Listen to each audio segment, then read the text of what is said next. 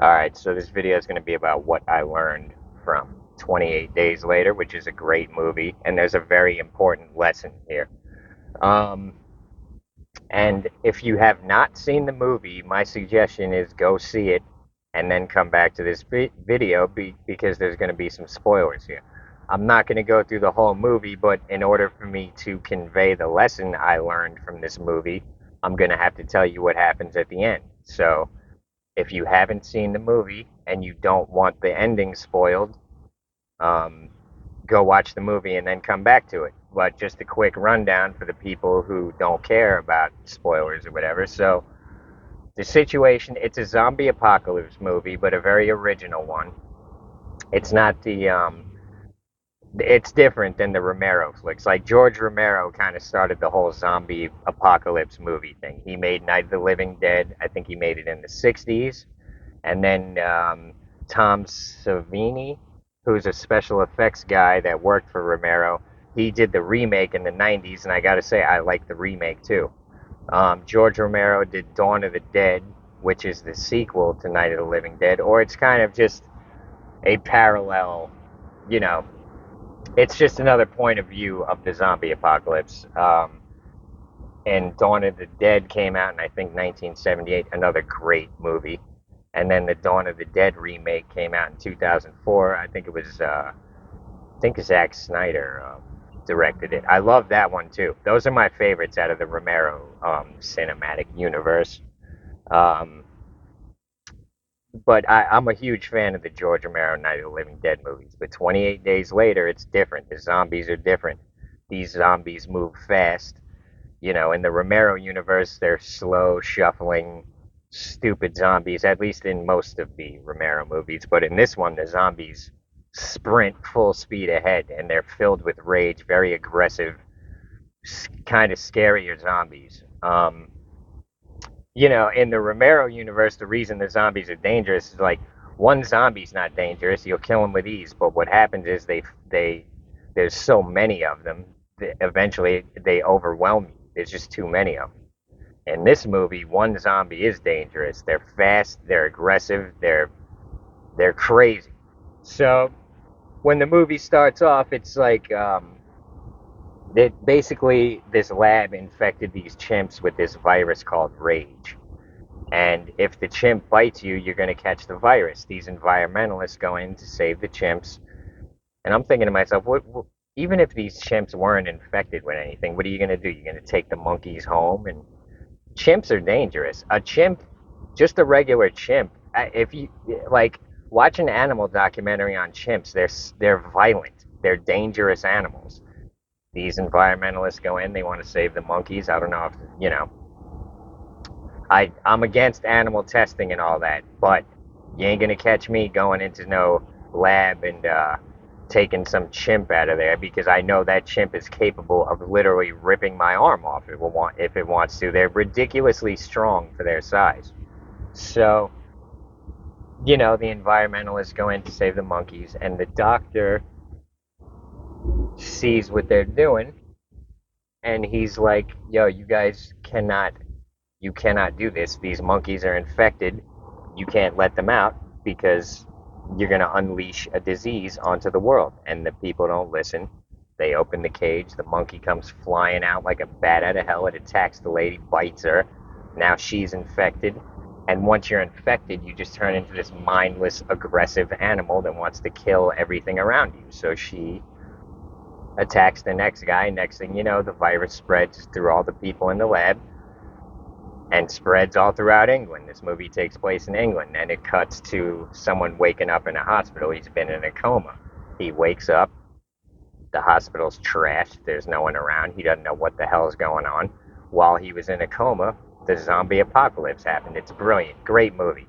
Cinematography, directing, everything is done really well with this movie. I'm a huge fan of it. And so that's the premise of the movie. It's brilliant. His name is Jim, the guy who woke up, and he's played by he's a famous Irish actor. Can't remember his name. He was in Batman, The Dark Knight. He played the Scarecrow. He was in that show where they're like English gangsters from the 1920s or something. Peaky Blinders or something. Never watched it, but the guy's a good actor. Everything he's in, he's good in it. So he's Jim. Jim realizes there's been a zombie apocalypse. The way they did it, it's really good. But and the other thing is apparently the zombies prefer nighttime. They're not too active during the day. And so Jim figures it out there's been a zombie apocalypse. He has a run in with some zombies at a church. These other people come and kind of rescue him. It's a black chick and a white dude. As the movie goes on, the white dude gets infected. They have to kill him. So now it's just Jim and this black chick. And as they're wandering around the city one evening, they see like Christmas lights around this apartment. They realize there's probably people in there. They go into the building and they meet up. I'm skipping over a lot. I'm not trying to go over the whole movie. I just want to get to the lesson here. So they meet up with a man and his daughter. The daughter's maybe 16 or so. And they're, you like these people right off the bat. They're just kind of, the jolly English type people, and you just like them. You know what I mean? So now it's Jim, the black chick, the father, whose name is Frank, and the daughter, I forget her name actually, but it's them four. And Frank has this crank radio where it's not battery operated, it's not electric. You crank it, and it gets power. So he shows them on the radio. They're picking up a signal from Manchester, from this military roadblock in Manchester. It's a soldier saying, "We have the answer to the virus. We've got people. We've got food. If you're a survivor, come find us." And they're like, "Okay, we've got to go find the soldiers," because they're thinking the government's got control of this part of England and they want to go get to the safety of the people. They want to get away from the zombies. So they load up the car and they head out there.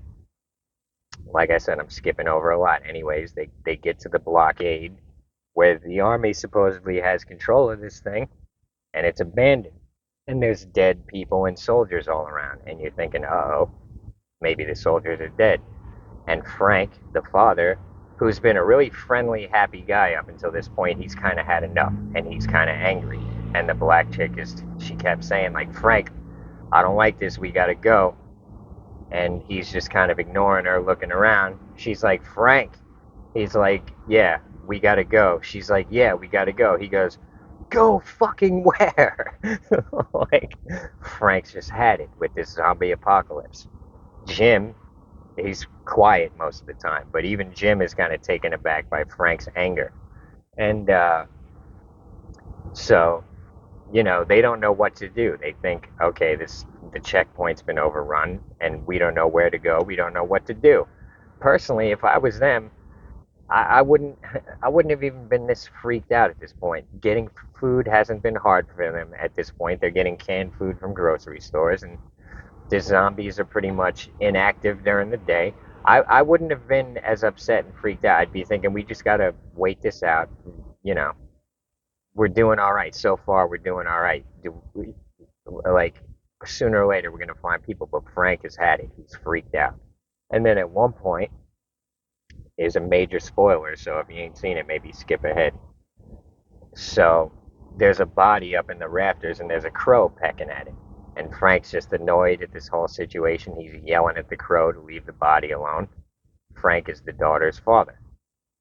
And he goes up and kicks the rafter to get the crow to fly away. The crow flies away, but a drop of blood falls from the body, goes right in his eyeball. I mean, you know, it's these things that undo us. The littlest things that you never see it coming. You never expect it. There's a little tiny lesson in the movie. It's like you can't be prepared for everything, and some things there ain't no controlling it. And so this happens to Frank. He gets a drop of infected blood in his eye. Now he's got it, and his daughter is, he apologizes to her for losing his temper. The virus takes hold fast, and she's like, "Are you all right?" And he's like, "Get away from me," because he knows once the virus takes hold, he's going to try to kill all three of them. And he's like, the black chick's like, "Kill him, Jim, kill him." And Jim's freaked out. You don't know what to do. I don't know what I'd do. I liked Frank. I would have a hard time killing Frank. Frank is such a likable guy, and his daughter's right there. Now you got to kill him because he's got the virus. What a nightmare! And so Jim's cocking back with his bat, ready to do what he's got to do, and all of a sudden shots ring out, and the soldiers apparently had showed up, and they saw what was happening, and they killed Frank.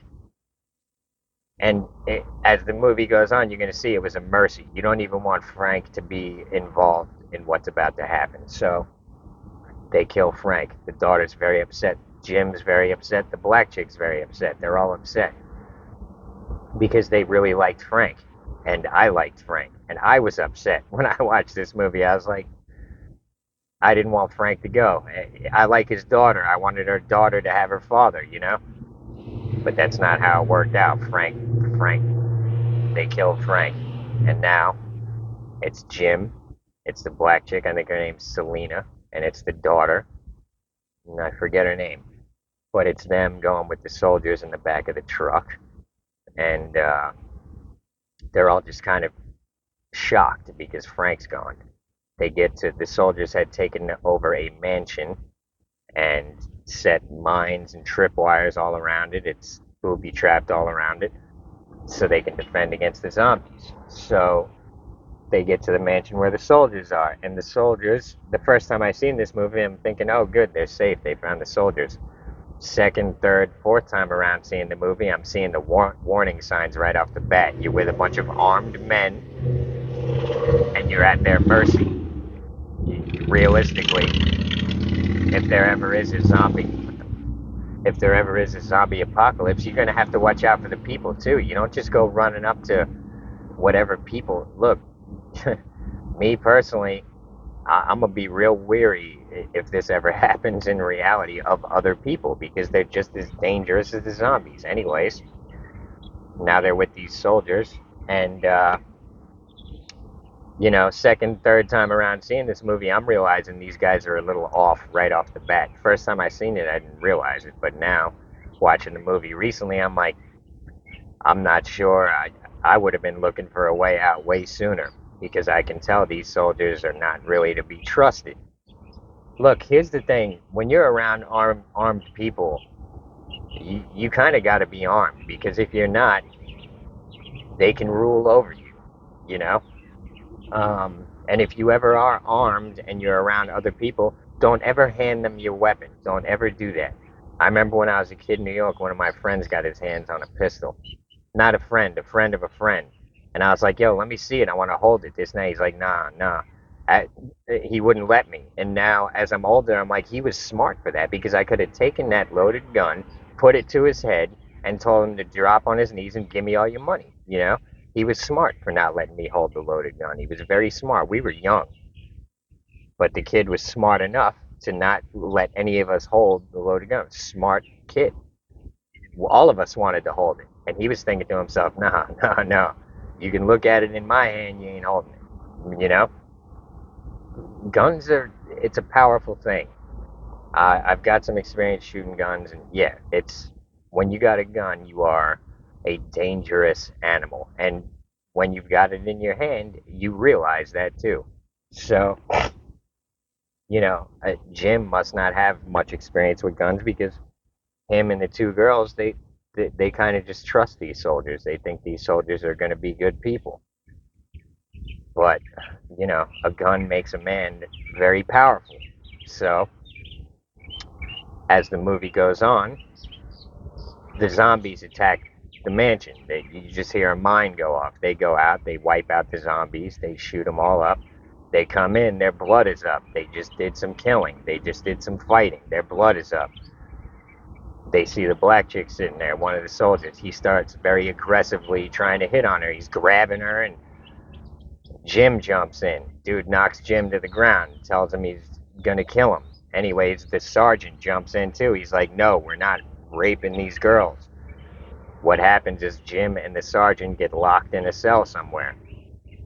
The leader, the corporal or whatever, tells Jim, he's like, look, the only reason we sent that signal out was to get girls. We've got them now. We don't need you. We want to let you live, but if you're gonna be a hard ass about it and try to fight us about these girls, you're dead. And Jim's freaked the fuck out. Anyways, they take Jim and the sergeant out on the property and they're gonna kill him. They get into a fight while killing the sergeant. Jim escapes. He goes over the wall. Now, here's the lesson in this movie. You're thinking, what's Jim gonna do? Is seven, eight armed soldiers, the two girls that he's become very close with, are about to be assaulted by these soldiers. These soldiers, they don't care about these girls. They just want to have sex. And so I can tell you one thing. You think what Jim is not having it. He's going to try to save these girls or he's going to die in the attempt. And here's the thing. I would have done the same thing. I wouldn't just, how are you going to live with yourself? I'd much rather just die trying to, because first of all, the one girl is 16. She no experience with, she's a kid and they're about to take her childhood. You can't, it's, what's about to happen to this daughter who's he's become like an older brother to her at this point. You can't. You gotta. Me personally, I would have figured something out too. You're either gonna kill me or I'm gonna get them girls out of there. It's gonna be one or the other. What's not gonna happen is I'm just gonna go live my life with this on my conscience. So, Jim, being the clever little fucker that he is, not a big dude, but any dude is dangerous. I don't. Everyone is dangerous. Everyone. You need to realize that about yourself. I don't care if you weigh 100 pounds, you're still dangerous. You know what I mean? You can make a weapon out of anything. People are smart, dangerous animals. So Jim goes out to the blockade where Frank died, and he's not having it. He's not going to let them just, you know, have these girls. Hey, first of all, he's got something going with the black chick, Selena. And the other thing is the daughter has become like a baby sister to him. He ain't having it, and I don't blame him. So Jim escapes from them. It's raining, it's cold, but Jim, let me tell you something. He don't feel it, and you wouldn't either. When things are like this, and it's time to kill or die, the cold, the rain, it ain't gonna bother you. The adrenaline gets to going. I haven't been in a lot of fights, but the few fights I've been in, it's amazing how your brain changes. Um, your pain, you don't feel pain no more. You don't, in a real nasty fight where there's, if it's life or death, you don't even care about limbs and stuff. Automatically, your brain protects what really matters, and you become you become a dangerous animal. So, um, I've never been in a fight for my life in reality, but in dreams I have, and I gotta say that your brain changes when you're in a fight like that, and you become even more dangerous than your regular thinking. When you turn into this animal version of yourself, you become a lot more dangerous. I'm telling you, because in a dream, it's not exactly reality, but at the time, it is reality. So I've had some nasty fights in some dreams, and I've done things that I wouldn't think of in regular waking life. I'll give you an example. I was in a fight with some sort of creature. I don't know, some sort of demonic person, zombie. I don't know what it was, but the fight was over my dog. That I grew up with my dog Sandy, and this thing was messing with my dog Sandy, attacking my dog Sandy. In my dream, it filled me with so much rage. This demon, this creature, I didn't care. I was gonna kill it, and I fought. I in my dream, I did kill it, but it was such a nasty fight that when I was at one point I bit it, and I realized that I have this sharp tooth over here, which I never realized till this dream. When I bit him, I purposely dug in with that tooth and ripped a piece of this dude off of him, this creature, this thing. And it's like I remember waking up from that dream thinking like, wow, I do have a sharp tooth there. It's I something I never even noticed, but in my dream I automatically instinctually went into animal fight mode, and when I bit him, I used my sharpest tooth, and I inflicted so much damage on this thing with everything at my disposal. There was other stuff around. I was using things as weapons. I was like, when I woke up from that dream, I was like, damn, when I go into that mode, I'm everything is a weapon, and my whole thinking changed, and I was like, whoa. And this was over my dog, which I loved my dog growing up. So when this thing was messing with my dog, I I I, I wasn't having it. And he was really trying to abuse and hurt my dog that I grew up with. And I was like, I'm killing this motherfucker. And it wasn't even a person. It was some sort of creature, demon person thing. And you know, I'm telling you, your brain switches. So here's my thing. People see this movie and they're like, oh, in reality, Jim would have been fucked. No, not necessarily. That's the lesson here. Not really. You can do things that you have almost superpowers, and I'm telling you, you really do. When it really comes down to it and it really matters, you're unbelievably dangerous and resourceful and quick thinking, and you can do amazing things. So what ends up happening with Jim is he goes to the blockade, he sounds the alarm, he lures them out there, kills one guy, gets his gun. Not going to go through it all, but Jim's in kill mode. And people probably see this movie and they're like, oh, that's fake. No one could do that. Yes, they can. Yes, they could. A regular person. You didn't, your bloodline didn't survive this long because you're lacking this animal instinct. You have it. Everyone does. So Jim takes dude number one out, gets his gun, gets back to the mansion, unleashes one of the undead on them. They had one chained up in the courtyard. Jim shoots the chain, unleashes him as a distraction, as havoc. He's thinking the girls are better off dying if that's what's going to happen than just to be assaulted for the rest of their lives by these dudes who they don't like and they don't want. So Jim, you know, he's doing what he's got to do. Anyways, what ends up happening is between Jim and the zombie, he takes them all out and he gets the girls out of there. And people probably see this movie and they're like, oh, that's bullshit. No one could do that. And I'm here to tell you, yes, they could. And I believe I could have. And I believe I certainly would have at least tried. I'd rather any fate than to live with that on my mind where a girl I consider to be a sister and another girl who I consider to be my girl, I'm not just going to let them live the rest of their lives in torment to these dim-witted asshole soldier dudes. I'm going to take their lives from them, or they're going to take mine from me. I'm not, and I don't care what I got to do. If it's going to cost me my arms and legs, I'm gonna get, I'm not living with this on my mind. I'd much rather die in the attempt or free them, which Jim ends up freeing them. And that's the lesson here. You could do the same. And yeah, it's a movie, but people think, oh, it's not realistic. It is realistic. And I'm telling you, from just and getting in fights on the street and stuff, you don't feel pain, you don't feel nothing. And then in the real nasty fights in my dreams, and I've had other ones where something happened to my leg in this one battle in the dream where my left leg wasn't working. It didn't even barely slow me down. I didn't care. I was still fighting this thing. And then another time in a dream, I took on multiple people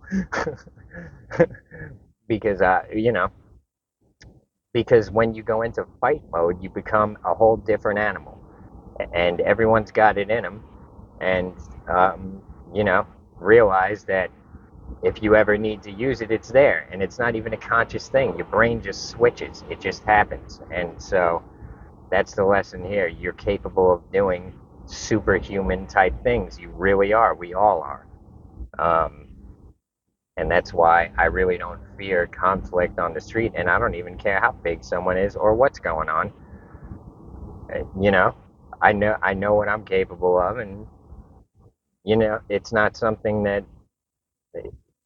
even crosses my mind much. You know what I mean? Because I know if it comes down to it, And in my last YouTube video, I was saying I'm not afraid of World War III or whatever, and I'm really not, because if it comes down to it, I know I can turn into my animal mode, and I know my animal mode is extremely clever and efficient, and it knows what it needs to do. It's my lizard brain or something. My primal animal inside of me is very capable. And so it's not something I, unleash for no reason, but when things get real crazy with me, it comes out on its own, and yours will too. So, you know, if you ever got to save your relatives or something, just realize that you're going to turn into something different from yourself and you're going to get it done. Or, you know, maybe you'll die in the attempt, whatever. At least you didn't just let them take your girl and your baby sister. You know what I'm saying? Even though they're not blood related, she is like a sister to him. And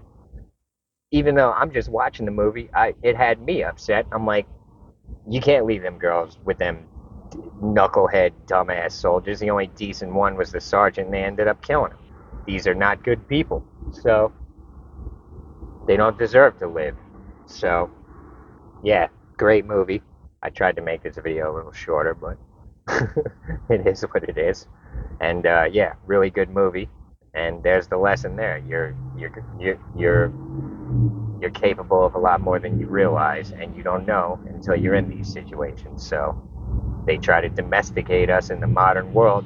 Nobody even realizes that they're a lot more powerful than they realize. And what Jim does in this movie, any of us could do, especially if you got people you love.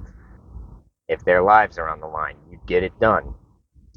Anyways, and the truth is, even if all three of you get killed, it's better than just leaving the two people you love to be tormented by a bunch of nasty people for the rest of their lives. You know what I mean? So, great movie, important lesson, and I guess that's the end of this one. I'm gonna do one more scary movie before Halloween. I'm still trying to decide which one it will be, but we'll see.